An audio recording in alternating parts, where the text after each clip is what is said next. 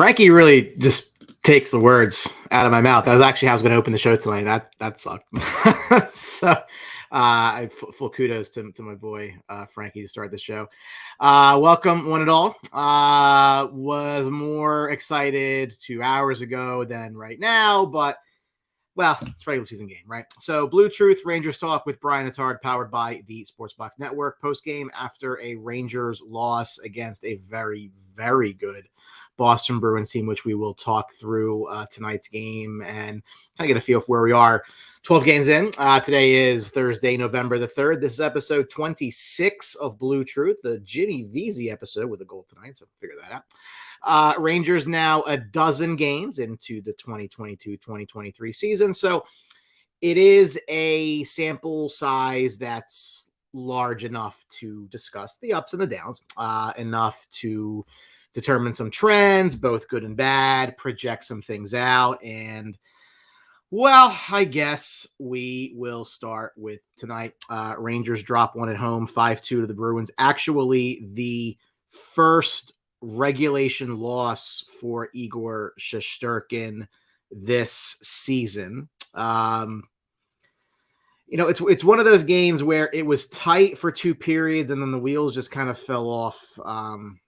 In the third period. I know most people, and I hear about this, it was obviously on ESPN Plus. I know not everybody has ESPN Plus. So I'm curious to hear some of your feedback on those who watched the game, didn't watch the game. Brian wins with the unhappy face. I'm with you there.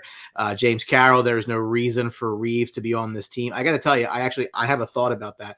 I went to the game against the Flyers on Tuesday, and they're now doing the Sheshty release us every period. So I think at this point it's lost its luster. It was cool for like about 5 minutes, and now they've pretty much beaten it to hell. So now it's not fun anymore. Mike Freese, I ran into on Tuesday again. Mike, how are you? Alec Cadell, this team is not the same team as last year. It's getting a bit worrisome. Well, we're going to talk that through, obviously. But again, it's a tough loss because, this was a 1-1 game after two. So it's not as if you were getting the doors blown off of you by any stretch. That's probably in many ways the frustrating part, a 4-goal third period here for Boston. What was the difference in this one? Robert, I did not see the play where he got hurt. And again, when you lose a defenseman and you got to go 5 the rest of the way, my dad came over watching the game tonight. We were talking about it, and he said, it seems like Trouba's on the ice a whole lot. And a lot of times when it seems like he was on the ice for a lot of goals. Henry Zimanoff, no, the Rangers do not regret trading their backup goal in the offseason. You are an Avalanche fan, and I understand that, but no, the Rangers have no regrets of trading Alexander Georgiev. When you have Igor Shesterkin, you don't really care necessarily who the backup goalie is. I will heavily disagree with you on that. I think Georgiev's not very good to begin with. I don't think Colorado wins on goaltending. Let's put it to you that way. Frankie, Boston's a big surprise this year. Team to watch for sure. They're now a league best 10-1. So, this was no slouch team that they ran into tonight for sure. Sometimes the other team's just better than you in that night. Again, it is a regular season game. Let's not get overly, on an up and down. I always say this in regular season is this, it's a precursor to the playoffs, especially for this team. So a lot of these, you really can't get up and down. This was a very, very good team that they played. Xavier, cheap shot by Pasta. Robin Callahan, I think it's a new name. Welcome to the show. No chemistry, third and fourth line. Second line is sucking swamp gas. Tom Scavetta, tough game tonight. That it was. My boy Peter, it was tight. Yes, I for one never thought the Rangers would win tonight. Anything during this game, I'm not impressed with this team so far. Well, I want to go through some things that I do think that maybe will be a little bit more positive about, the way things are going. But look, I mean, they ran into a very good Boston team, and really, for the most part, it was really just a bad third period. I mean, I don't think that necessarily the game itself that they really got overly outplayed, really until the third for the most part. And we'll go into some of the, advanced stats I'll touch on. But, my dad knows, like I said, he just feels like Troop is on the ice a lot I wonder what his plus minus might not be very good. I'm not a plus minus guy. I understand the argument. Robert Scatini, True didn't play his best. Rangers held their own third period, was great. And the advanced stats do bear that out. I'm going to touch on some of the reasons why you shouldn't necessarily be as down on this team right now. It is only 12 games in. Frankie, I agree, Brian, is brutal seeing True on the ice for most of these goals. That's not captain material. Some were his fault. So we don't normally do post game, so I'm a little bit out of my element. Thank you for watching. If you're watching the Facebook Live or Twitter Live, if you're catching the YouTube replay, appreciate that as well. Make sure to like, follow, subscribe. If you're watching the show tonight, feel free to give a like on the show. That helps the show get out there more and more in Mark Zuckerberg's metaverse, or whatever you want to call it. So obviously, we appreciate that. If you're watching, just give a like. You don't have to share, but we appreciate that too. But again, tonight is we're looking more. I don't necessarily focus everything on tonight's game. Again, no, it's fair. We just watched it, and it was not one of your hockey team's best efforts of the season there. So I get that. Boston's very good. So, not to rehash that. This was a 1-1 game at the end of 2, and then Boston really took over in the third period, and that was the game. I don't think Igor's necessarily played his best as of yet, so more to come there. You got to assume he gets back to some semblance of what he was last year as we move along. But yes, it was a rough game. So what I want to talk about with you all tonight, and I definitely want your feedback as we go through, is I would like to talk about where the Rangers stand now, a dozen games into the season. As I mentioned in the open, you now have a decent idea of what you have. It's not like you've only played 5 games, so now you've played a good dozen. I mean, it's not a decent percentage of the season. I will go through 3 things that I think are positive, things that we can build on as we get here through the early part of November, and 3 not so good things that I've noticed. And I really want to hear what you guys, think as well as we go through. Peter says, can our second power play unit score a goal? We'll talk about the first power play unit. That's one. Alec Cadell, there's not the same vibe as last year. Power plays off. Crowder's back to being a pumpkin. Third period scoring, not a strength anymore. Sheshy looks mortal. Kids are better, but still not scoring. We'll touch on that.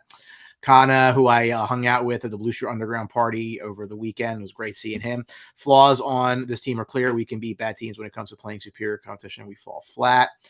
Ken Eddy, 500 through 12, so early enough to get sorted. Turnover is a big issue. Kako and Laffy still a non-factor. I wouldn't necessarily say they're a non-factor, maybe on the score sheet, but I think Kako's game has done nicely.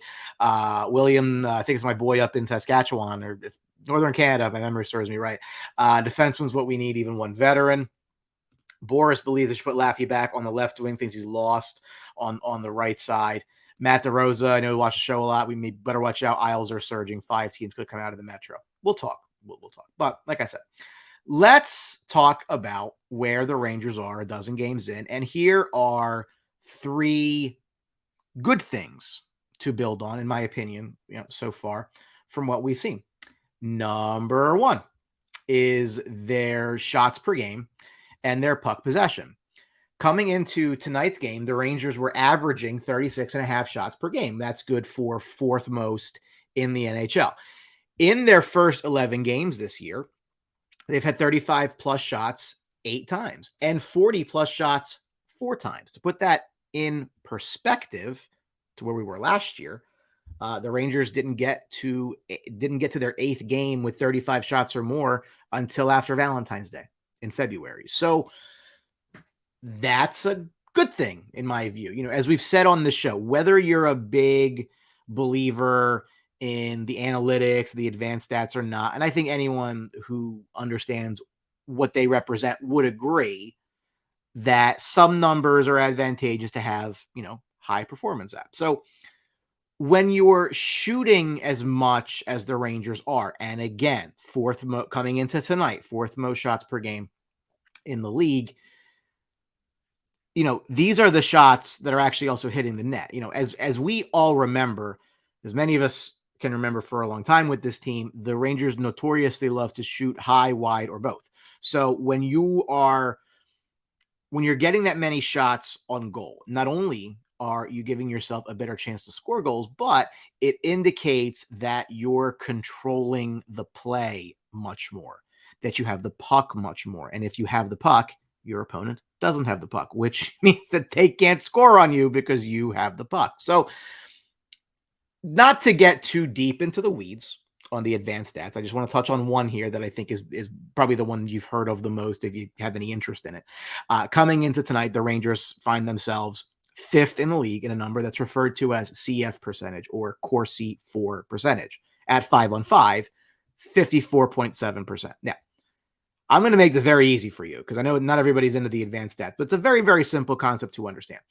All this means when I say that the Rangers are CF percentage 54.7 at 5-on-5, all that means is that when you add up all the times that the Rangers and whoever they're playing are shooting the puck, whether it hits the net or not, it's a shot attempt. Almost 55% of those shot attempts are made by the Rangers. So what that means is you can project that the Rangers had the puck roughly 55% of the time at 5-on-5. Last season, the Rangers were 25th in the league in this number at 5-on-5. They were only at 47% shot share. So again, I'm not going to go analytic stat nerd all on you here, but I do think that they serve a purpose. We talked all summer about how the Rangers really needed to tighten things up at 5-on-5 because they were putting a massive amount of pressure on their defense and especially their goaltender. Yes, Igor is the man, Vezina Trophy winner. We know this. That doesn't mean that you should be overusing the advantage you have over every other team. You don't need to make his life harder than it needs to be. So for me, this is a very pleasant surprise. This means that the Rangers are generally carrying play for the most part. Now, I know tonight was a little bit different. We'll touch on that. But, Gallant said it as well. If they play like they've been playing, they'll win much more often than not. So I'm encouraged by what I've seen in how much they possess the puck versus, previously how things were. My buddy Oren here, I have a sense that their East-West game does not work. The game gets stuck. They can't find the alternative. We'll talk about that. Bob Scatini says, I think we're in great shape. The expectations are high and should remain high. People are just impatient. 82 games. They're still young. Oren again. Gallant said that Lindgren's injury in the fight made them lose their gas in the third. That's very possible. They haven't really been a bad third period team, so except for the one, which we're going to talk about in just a minute. But again, I look at these advanced stats and these numbers, and again, to me, if you have the puck a lot more than your opponent, that's a good thing. I can't wrap my head around it being bad, so I do think that that's something positive as for Ranger fans that we can build on. Number 2 is their shooting percentage. Now, the Rangers came into tonight shooting 6.6%, meaning very simply 6.6% of their shots went in the net. That's actually the fourth worst in the NHL. So you're probably like, well, Brian, why is this good? Why are you taking the fourth worst shooting percentage of the NHL and saying how great it is? Well, think about that. Yeah, it sounds bad, but follow my thought process here. To a point, what's good about that is that they're not getting lucky. That should normalize over the rest of the year. The teams that are in the league that have a worse shooting percentage than the Rangers, you'll like this. Toronto, St. Louis, and Colorado. Colorado came into today shooting below 5%, worst in the league. Colorado's a fantastic hockey team. They won the Stanley Cup a couple of months ago. The more you shoot, the more pucks you're going to get to the net, the better off you'll be. It is a numbers game. Again, this is encouraging in my book. Let's compare this to where the Rangers were last year. The Rangers were 12th best in the league last year, 8.6%.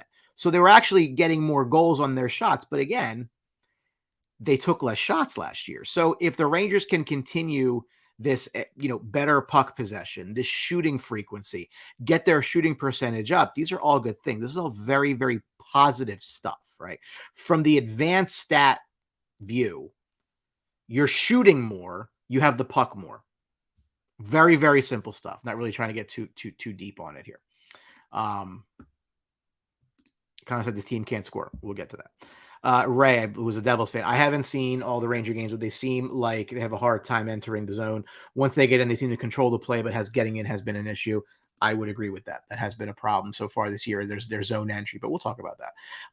Again, look, the more you have the puck, the more you're shooting the puck, the less the other team has the puck, the less they're shooting on you. Very, very basic here. It adds up to a much better overall game for the Rangers. And even if you don't look at these stats, you probably knew everything that I just told you by watching the games, the eye test, if you will. So even in their losses, the Rangers by and large have played well. Outside of some clunkers like that third period against San Jose, they've been largely very good with puck possession so far this year. The only game where the Rangers weren't at least at 50% in Corsi 4, which is what we went over, was at 5-on-5, was that third period of that San Jose game. That really everything else, they've been good, but that was obviously a horrible period in that loss. That's kind of where things look. If you look at it tonight, for example, and you probably are going to say, well, Brian, the Rangers probably they got out Corsi tonight. Well, you're 150% correct. You don't need me to tell you that. Bruins were a 58.24% shot share, Rangers down to 41, especially in the third period. Bruins were at 64%, and that's just at 5-on-5. So the Bruins winning tonight's game makes perfect sense. The advanced stats back that up.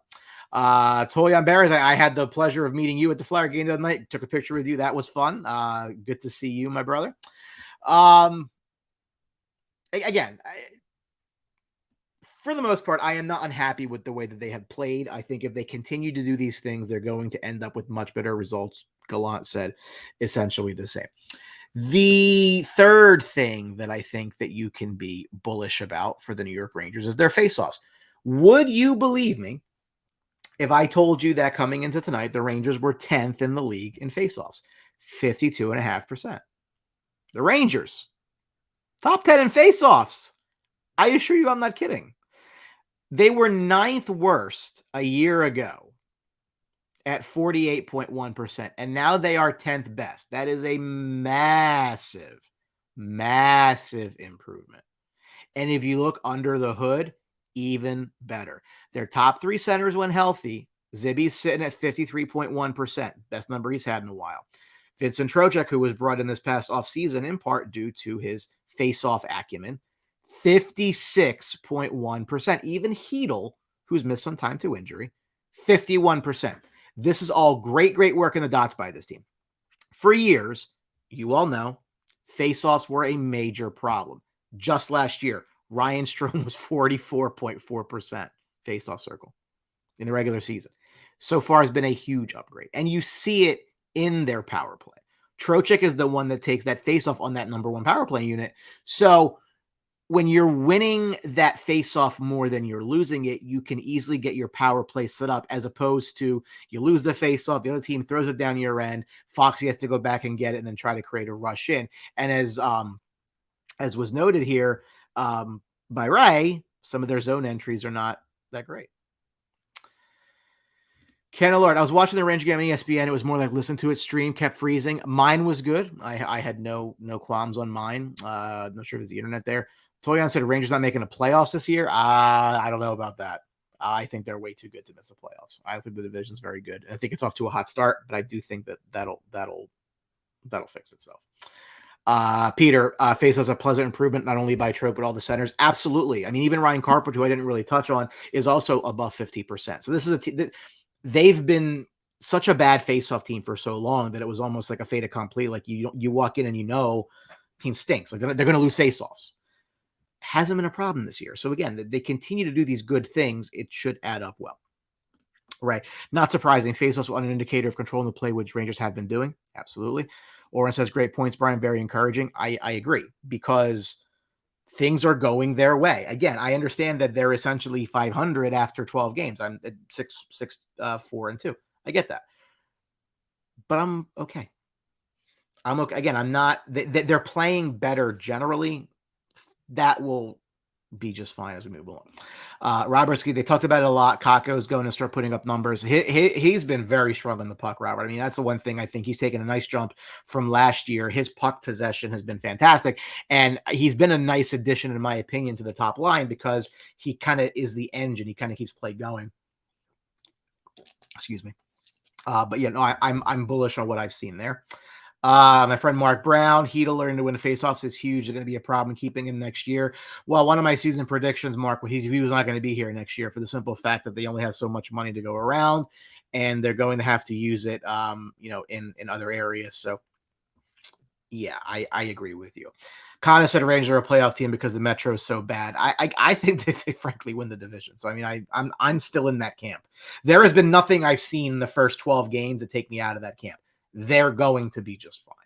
They're doing things better than they've done in the past. And maybe they're not as reliant on their goaltending. That's not a bad thing as long as the goaltending does what it's supposed to do.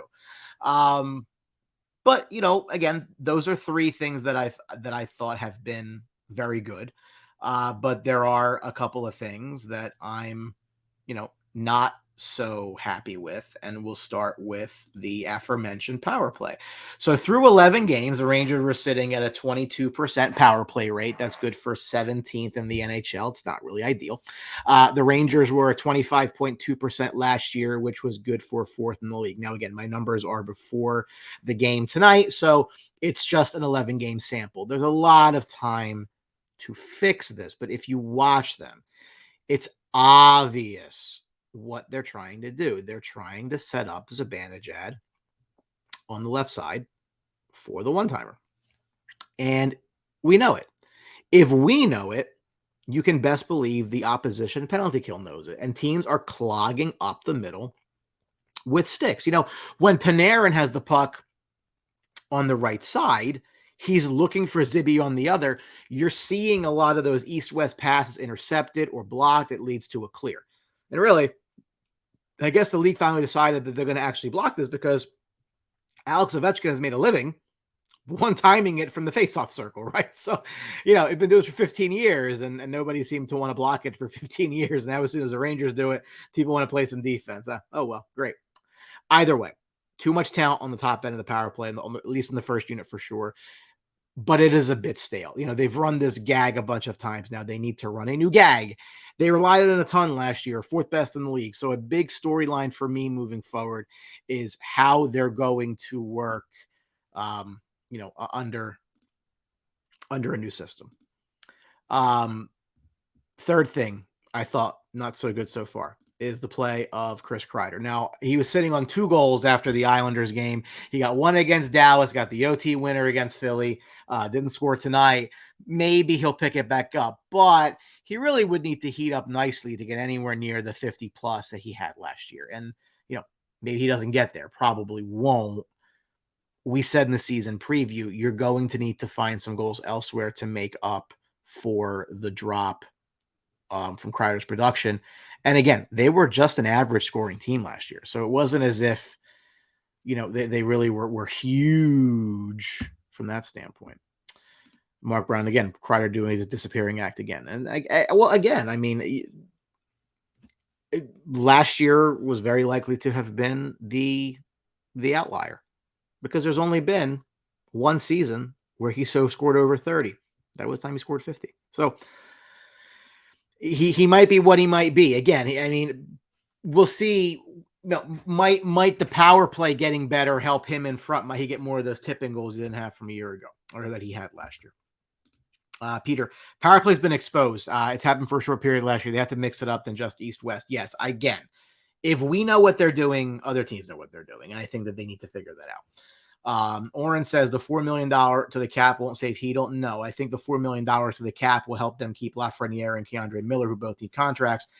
At the end of the day, I think, and we mentioned this actually over the offseason and in this season preview, that when you give Vincent Trocheck a 7-year deal and Mika Zibanejad an 8-year deal, they're your top two centers. I don't necessarily think that Heedle's going to want to be here with a ceiling of, third line center. I don't really think that's, it's one of those things like, why would he sign?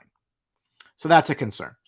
Mike Faris, Kako has been stronger. Schneider's growing stronger. If Gauthier can just finish more, he scores 20. Well, Gauthier is Gauthier. I don't know anything he gives you is a plus and a bonus. You can't count on it. To me, I don't think he sits in the lineup when everybody's healthy. I think he's here because they're not. We'll see who's in musical chairs. We'll see where everybody ends up. He's not getting 52 this year. It's not outrageous to expect 30. It's not. I predicted he'd get 30. That's what I thought he would do. So we'll see how things go from there.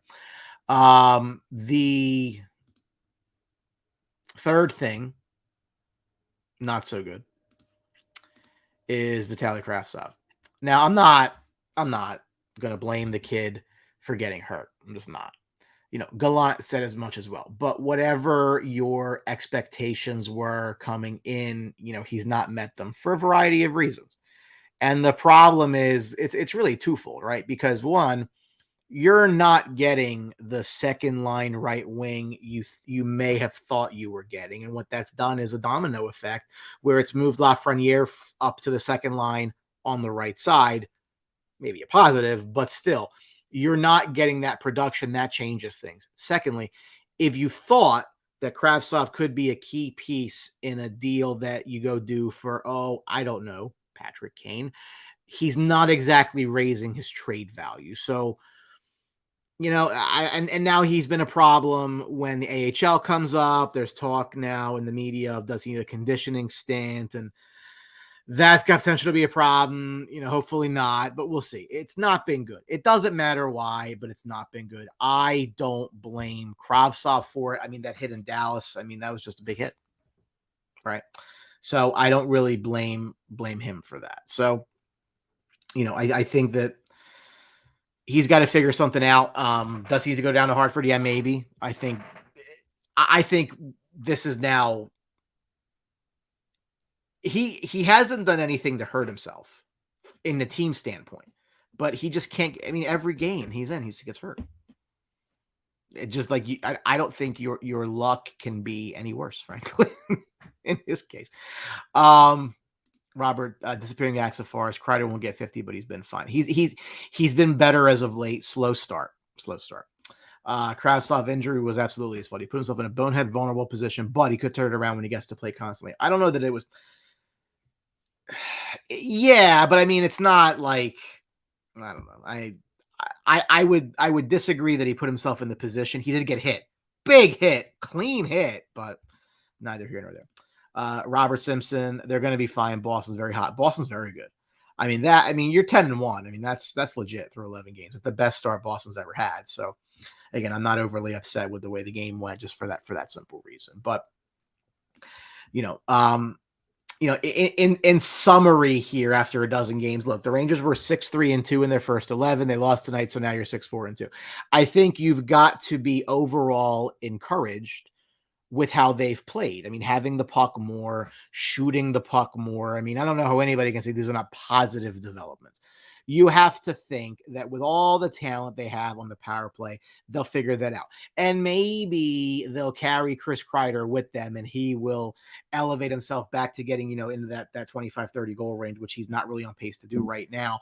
Kravtsov, stay tuned. But I think if anything, what I've talked about tonight as far as the good things over the bad, this strengthens my view that they're going to be aggressive at the deadline for a right winger. And my money says that's still number 88 in Chicago. That's the one that they go after. So again, 6-4-2 is basically 500, right? So we're not going to say, oh, how great things are, but I think that there's a lot to be. You go back to last year, October was probably their worst month of the year, and then they kind of got things going into November. If we've seen the worst of them, I'll take this. I will say also, Igor has been great in spurts, very pedestrian in other spurts. I was sitting with Kana at McHale's during the Dallas game, and he said, Yaro Halak is a Ranger killer, and he still is. I don't blame him necessarily for the games that they've lost. Again, tonight, you have to remember, guys, tonight was Igor's first loss of the year, regulation loss of the year, right? So, again, I don't think we should be sounding alarms. My buddy Noah Dibler, noted Penguins fan, but he doesn't hate the Rangers, was not expecting this from the Bruins. They look phenomenal. No, I agree. I mean, I think on our preview, Noah, we talked about this, and I didn't think that they would be a playoff team. I thought they'd be a marginal playoff team at best. If anybody was going to fall out for Ottawa to jump in, it would be them. Clearly, I don't know anything because they look really, really good. Jim Montgomery, their new head coach. I mean, whatever he's selling, they're buying. It's impressive. I mean, 10-1, 10 wins in any 11 games in the NHL is impressive, but to come off to this start, even if they cool off, that's a tough Atlantic division, then they're starting to put a little bit of space, in between some of these teams. So, that's going to be a very interesting storyline to see. They still haven't gotten McAvoy back yet, so we'll see where that goes. Peter, I think Kravs was having a good game before he got hurt. I'm starting to believe he needs the big rink. He's going to have problems in the NHL. I mean, there might be some truth to that. Like I said, it wouldn't surprise me if he was one of the pieces that got moved. My concern on that end now is he has not done enough, in my opinion, to raise his value. Like if you thought that he was coming here for a bit of a temporary stint, mend fences, and then, have him move on somewhere. Again, I don't know that he's done a whole lot to really help his trade value. And if he has a perception, not that he's soft, I don't want to use that, but that he's injury prone, it's going to be hard to use him as like a central piece in a deal. He becomes more of a throw-in. But frankly, at his cap number, again, that's kind of why these guys stick around when you're really up against it. That's why VZ was there.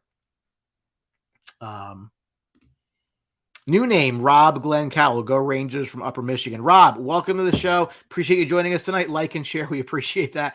But nice to see you joining here. Mark said, I also had Boston out of a playoff spot. I should have known. They always seem to find a way. Yeah, Mark. I mean, I looked at the Atlantic and I said, this is the fourth best team in the Atlantic at best. I think Florida was better, even though I think Florida takes a step back. Always said Tampa was better. Toronto's a great regular season team for what that's worth. I thought Ottawa could catch Boston. That does not seem to be in the cards, despite Ottawa go off to an okay start. My buddy Josh here, fed up with Kreider and Trouba this year. I mean, they're the two contracts, right? We always talk about, what two contracts hold this team back, and for a year it's been 8 and 20. 20 had a great year last year, hasn't seen it yet. He said before the year, the one missing piece of his resume is not having a Stanley Cup. Well, I'm going to do everything I can to get that done. I know it's November 3rd. I'm not jumping the gun here, but yeah, I kind of, unenamored with his game so far. Rob said, do you miss Frankie V from last year? He gave them more team speed. No, I don't think so, because He's a right winger, right? So it's one of those things like, where would you play him? Because if you're using Kako and Laffy in the top two, I don't think Frankie's necessarily the third line fit. And again, you don't make that move because you think Kravtsov is going to fill a role. And you always have to, again, cap's the cap. Got paid in Anaheim. Good for him. No grudges. But I don't know that they miss him. I don't know that you really can keep a guy like that. So you really don't think you're better off paying him that kind of money. I will say that the Rangers' next 5 games. So you have an Islander game at home, sandwiched around a game at home against Detroit, and then at Detroit. They then go to Nashville and then host Arizona here at the Garden. So look, you got a decent stretch here. I think maybe if you split with Detroit, you probably definitely. Well, I like them to beat Nashville and Arizona. I would love to see them beat the Islanders. That was an ugly game at UBS. So I think you get 4 out of 5 here. Maybe 3-1 and 3-1-1, whatever. Detroit's no slouch anymore. They're a young team, good team, but I think they're beatable. This should be a decent stretch for the Rangers here. You could see 5. You could see them roll off 5. I mean, I wouldn't rule that out. I think I see 10 points out of this somehow, or 8 points. You know what I mean? Like, I think if there's 10 points available, you win 3 of these, you lose 1 and 0, you're there 8-9 points. I think this is a decent stretch here. Josh clipped a couple plays of Kreider making lazy plays, giveaways, flybys, no passion. Josh, it's one of these things too, and I mentioned this. Like, it's when you have the expectations that the Rangers have, right? It's not necessarily Yankee mentality, but it's one of those things where I've been known to say, being for the Yankees, Green Day wrote a song about being a Yankee fan called "Wake Me Up When September Ends," because the regular season doesn't matter for the Yankees. It's what they do in the postseason. I'm not saying the Rangers are anywhere near that level, but what I will say is the Rangers have legitimate expectations, right? So the regular season is nothing more than almost, a dress rehearsal for the playoffs. Win enough to get your playoff spot and then go from there. So, are you going to see these guys bring it every night? No, probably not. I think that's a lot to expect. I agree with you, though. I mean, again, we haven't seen the best by any stretch of what I think this team is going to be. And I do think that they're going to be in the mix for a division top spot. That's when you go and you make the aggressive move for a Patrick Kane. I still maintain that's in the cards. We'll see if I'm proven right. Bob Scatini's going to the Arizona game, smells a winning streak. I would love to be smelling the same thing as you. Again, they haven't started off poorly. They've played well, and I think that sometimes you don't always see the wins and the losses. I mean, how many games last year did Igor just steal that they played terribly in? So if Igor if Igor brings back, excuse me. If Igor gets back to what he is, and you add in the fact that the team is possessing the puck more, the team is doing a lot better job getting puck possession offensively and pressure, and that they're defending better, these are all good things that will lead to better outcomes in April and May, which is when it actually matters, not so much in October and November. Josh and Brandon both saying get Patty in here. Team will be much better when they bring over Kane. Again, the question is just going to be, look, Chicago's off to a decent start too. I think he's still going to want to go. I think he wants to come here. I think he wants to come here specifically. So we'll see exactly what that costs. I'm on record saying I think that when this is all said and done, the prevailing thought around the league is that, wow, the Rangers didn't give up that much to get Patrick Kane. Because if Kane wants to come to New York, Chicago's going to want to do right by Patrick Kane, who's won 3 Stanley Cups there. So I think that the trade comp won't necessarily be huge, right? Josh had agreed. Overall, they've played well. Just those two have driven me up a wall this year. You're not wrong, Josh. You're not wrong at all. I mean, that's my dad. Like I said, my dad mentions it seems like Trouba's on the ice every time the puck's in the net. Maybe that C's wearing him down. Peter, guys, you got to stop with the Kreider bashing. He makes 6.5. He's not a 50-goal scorer. He'll get 30. Brings a lot more to the game. What everyone wants from him would be an $8 million player. Peter, I hear you, but top-line player. He's still the top-line right wing on this team. He might not be the left wing. He might not be the best left wing on this team. Clearly, that's Artemi Panarin, but these are the matchups that you have. And are we expecting another year from Kreider? Yeah. I'm thinking 30 goals. I think you're right. You're right on. It's not going to be for 50 goals again, but I think that he's got to be more than he's been so far this year. Rob agrees. I appreciate that. Thank you. again, things are going to be a little bit different. So a bit of a short show tonight, doing some post game again. Unfortunately, the Rangers did on national television lose to the Boston Bruins by a 5-2 score. Adam Fox with the goal of the night with that laser to the post and in. They got a couple of days off here before they play Detroit this weekend, and then they got the Islanders at home. Short road trip back for Arizona. I think he got 3 to 4 wins there with an overtime loss maybe or something like that. So I think bullish there. Mark Brown, he's not the second best left wing that's for a year who's playing right wing. Yeah, I guess he did score 50 goals last year, Mark. So I mean, you gotta call it what it is, at least on that standpoint. Josh said once more out of a top line guy. Brandon Boyle's consistently setting up Mika is annoying. Teams are figuring it out. Yes, we talked about that. I know you were a little bit late to the show, but that's okay. But one of the things my concern has been is that their power play has been so predictable. And if we know it, other teams know it. So they are clogging up the middle. They're blocking a lot of those east-west passes. They need to come up with a new gag because the gag is not working. Rob said Breadman will have a better season. And hopefully, I mean, I'm on record. He should get 100 points this year. He should get 100 points this year. As far as our next show, TBD, but I will be at MSG for the Islander game on Tuesday. If you are in the arena, I sit in 115, row 22. Come say hello. I love, meeting you guys, talk a little bit of hockey with you. I've met Mike Faris there. I just saw Toy on there, Tom Scavetta, Hank and Dichter. We've met there. So it's cool. I like seeing, I love talking hockey with you guys, and this is always fun to talk Rangers hockey with you guys. It's cool to meet people and just kind of, see real life. Sometimes you see my mug. I know that they recut my commercial again on MSG Network. So they always find, new ways to, I guess, to use that footage, and no, I didn't get paid for that. Bob Scatini, Kreider getting along in the power play, improving one and the same. Yes, I agree. I think one leads to the other. Him in front of the net, man advantage, bread and butter. It'll be a factor again soon, I hope. I agree. Brandon Boyle, 213 for you. Hey man, come on down to 115. You're welcome. Come say hi. I love meeting fellow Ranger fans. It's always fun. But that's all we got for tonight. Again, a disappointing loss. Your Rangers have 6 wins in 12 games. That makes them approximately 500. Maybe not the best start from a win-loss perspective, but I personally am encouraged more by how they've played, how that they've been a team that's carried play. If you go and you look at their Corsi, whether you like that stat or not, other than the San Jose game and really other than that third period, they've carried play in all of these games. You think back to the Flyer game the other night. What a frustrating game, and I was there for that. 6 posts. I mean, that was a 0-0 game into overtime. Should have been 5-1 minimum, and it wasn't. So, again, I think, breathe a little bit.